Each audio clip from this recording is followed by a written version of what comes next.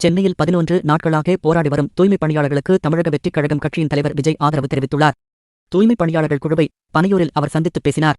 போராட்டத்தில் ஈடுபட்டுள்ள தூய்மைப் பணியாளர்களில் சிலர் தவிக தலைவர் விஜய் சந்தித்தனர். சென்னையை அடுத்த பனையூரில் உள்ள தவிக அலுவலகத்தில் இந்த சந்திப்பு நடைபெற்றது. அப்போது தூய்மைப் பணியாளர்களின் போராட்டத்தை தவிக ஆதரிப்பதாக அவர்களிடம் விஜய் கூறினார். சென்னை பனையூரில் உள்ள தவிக அலுவலகத்தில் விஜயை சந்தித்த பின்னர் தூய்மைப் பணியாளர்கள் கூறும்போது, எங்களுடைய போராட்டம் தொடரும். எங்களை கைது செய்தாலும் சிறையில் அடைத்தாலும் எங்கள் போராட்டம் தொடரும். அரசு வேலையில் இருக்க வேண்டும் என நாங்கள் விரும்புகின்றோம்.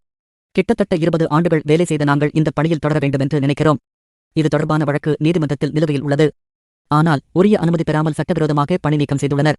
இதற்கு எதிரான சட்ட போராட்டம் தொடரும். விஜயை சந்தித்து எங்கள் கோரிக்கைகளை முன்வைத்தோம். எங்கள் நிலை கவலை தருவதாக விஜய் கூறினார். இதுகுறித்து ஆலோசித்து வருவதாகவும் தெரிவித்தார்.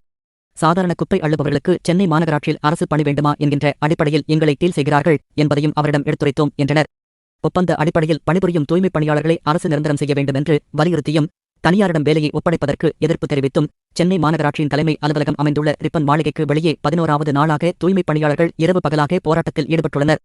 அவர்களுடன் அமைச்சர் சேகர்பாபு, மேயர் பிரியா, மாநகராட்சி ஆணையர் குமரகுருபரன் ஆகியோர் நடத்திய பேச்சுவார்த்தை தோல்வியடைந்துள்ளது. இதனால் தூய்மைப் பணியாளர்களின் போராட்டம் தொடர்ந்து நடைபெற்று வருகிறது. தூய்மைப் பணியாளர்களுக்கு மார்க்சிஸ்ட் கம்யூனிஸ்ட் கட்சி, ந.த.க., அதிமுக, பாமக உள்ளிட்ட அரசியல் கட்சிகள் ஆதரவு தெரிவித்துள்ள நிலையில் தூய்மைப் பணியாளர்களை பனையூருக்கு அழைத்து விஜய் சந்தித்தது குறிப்பிடத்தக்கது.